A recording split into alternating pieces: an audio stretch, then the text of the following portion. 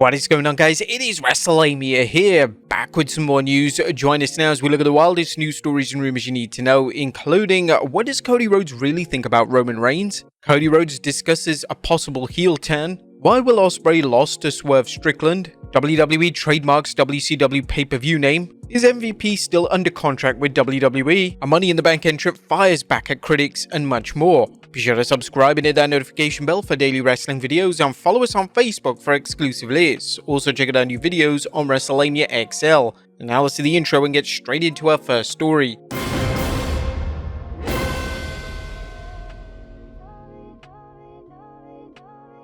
Our first story looks at what does Cody Rhodes really think about Roman Reigns. Cody Rhodes and Roman Reigns' lengthy war over the Undisputed Championship has seen some brutal battles between the two, including some downright dirty deeds by Roman, The Rock, and the Bloodline. Consequently, you'd imagine that Cody would have some kayfabe bad blood, no pun intended, against Roman. However, that's apparently not the case. During an appearance on the YouTube show The Pivot, Cody revealed, "I think Roman and I are great opponents. I don't dislike Roman, I think he doesn't dislike me, but when we see ourselves on the poster together, we get it.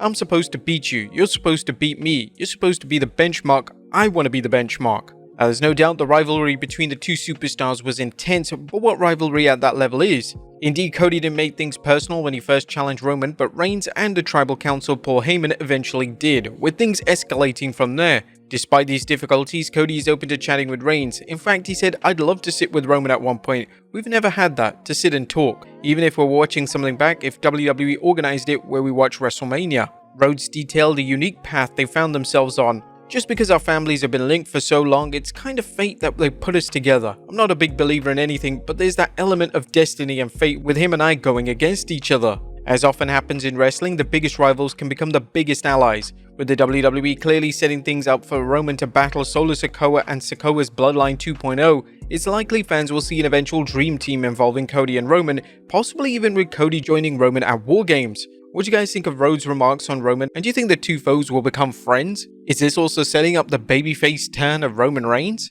Next up, Cody Rhodes talks heel turn.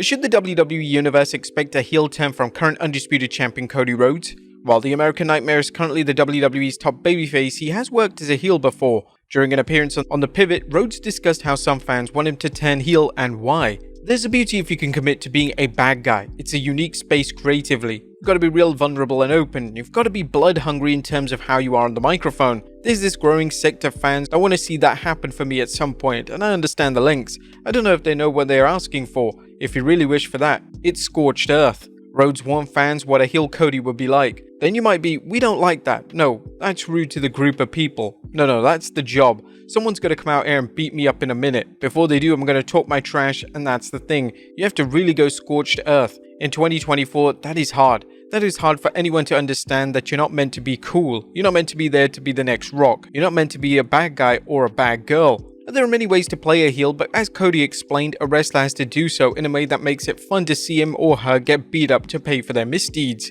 Otherwise, what's the point? Do you think Cody could work well as a heel in WWE? Let us know in the comments down below. Next up, the real reason why Will Ospreay lost to Swerve Strickland. AEW's Forbidden Doors main event between Will Ospreay and AEW World Champion Swerve Strickland ended on a surprise for some fans, as it was believed that Will Ospreay would defeat Strickland, but due to Ospreay's status as one of wrestling's greatest workers, and the belief among some fans that Swerve was a transitional champion who was keeping the belt to lose to Ospreay at All In, a new report from 54 Select has interesting information about AEW's plans for Ospreay and Will's efforts to help Swerve Strickland, particularly with the talking point Swerve was a transitional champion. Sources within the company and close to Ospreay tell Sean Ross Sapp that Ospreay approached AEW higher-ups and extended his desire to put over Swerve to help eliminate the talking point. Considering that Ospreay already had big creative plans in store throughout the year, he had no issue with this situation and wanted to set an example that for AEW to succeed, it had to be a team effort. Sapp's report noted that Ospreay wanted to lead by example in showing that no wrestler is above counting the lights, hence his willingness to put Swerve over. Given AEW's practice of limiting rematches with AEW World Championship matches, the AEW Galaxy will be eager to see who will get a title shot at All In and who will be the champion when AEW returns to Wembley Stadium this summer. Next up, Cody Rhodes disputes pivotal WrestleMania story. Cody Rhodes is disputing the story that he was okay with giving The Rock his Royal Rumble spot so The Rock could challenge Roman Reigns at WrestleMania 40. Rhodes explained things during his talk with the Pivot, saying, "Where we would butt heads is in the idea that you could just come back in the midst of a story that was taking place, and just because you're The Rock, you can step into the starting lineup and take WrestleMania for yourself. A lot of people said he's The Rock, he can do whatever he wants." At one point, it appeared that WWE was in fact going to have Cody hand over his WrestleMania spot to The Rock. Fans saw this take place on SmackDown, a move which led to a huge backlash from the WWE Universe, who were disgusted at the WWE pulling in the proverbial carpet out from underneath Cody. Rhodes explained what was wrong with the idea of him being okay with postponing his Mania match. I even saw a podcast with the two wrestling heads talking, and they said, "I'm sure Cody is fine stepping aside for WrestleMania and doing it later in the year." In my mind, I'm thinking, that's insane. That's the Super Bowl of what we do. To get to Sunday, the last day of WrestleMania, the last match, it's our literal Super Bowl. WrestleMania's status as the show of shows is unlikely to change no matter how much WWE expands other PLEs into two-night events or builds up its Saudi Arabia shows as their version of WrestleMania. Cody clarified his comments and harkened back to another superstar who threw down with The Rock. The idea that somebody thought I would be cool with it, they don't know me. That's nonsense. I worked my whole life for this. Rock should know I wouldn't be cool with it. Maybe that's an understanding that him and I have. He found out I'm not cool with it. That's a good thing. You know who wasn't cool with The Rock? Steve Austin. They made magic together. They rubbed together so much it created diamonds. I do have a lot of respect for them.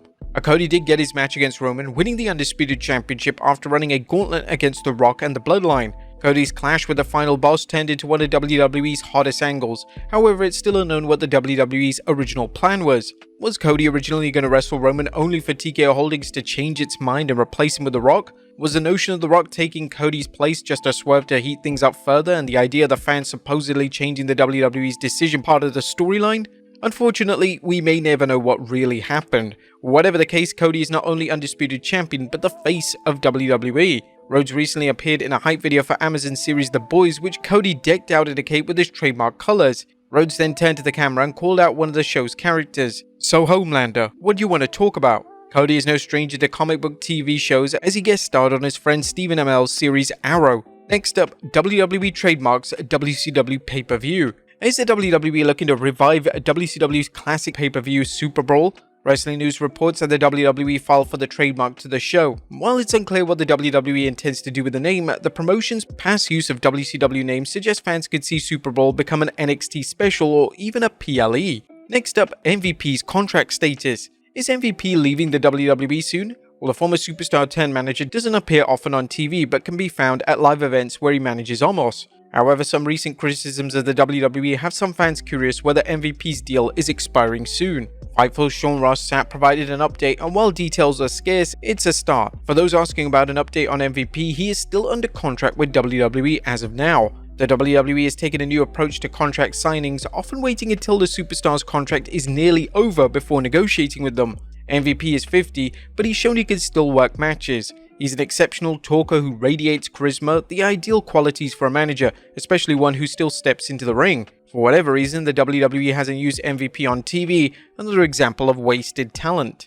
And finally, a Money in the Bank entrant fires back at critics. And last but not least, Zoe Stark earned a final spot in the 2024 Women's Money in the Bank ladder match after defeating Dakota Kai and Ivy Nile on this week's Raw. Like anything in wrestling, some people weren't happy and they voiced their complaints online. However, Stark isn't having it and tweeted, "Whether you like it or not, I belong in WWE and I belong in Money in the Bank." The tweet also contained a deal with a gif featuring Becky Lynch. Do you think she deserves to be in the Money in the Bank ladder match? Let us know in the comments down below, and I'll see you next time with some more wrestling content.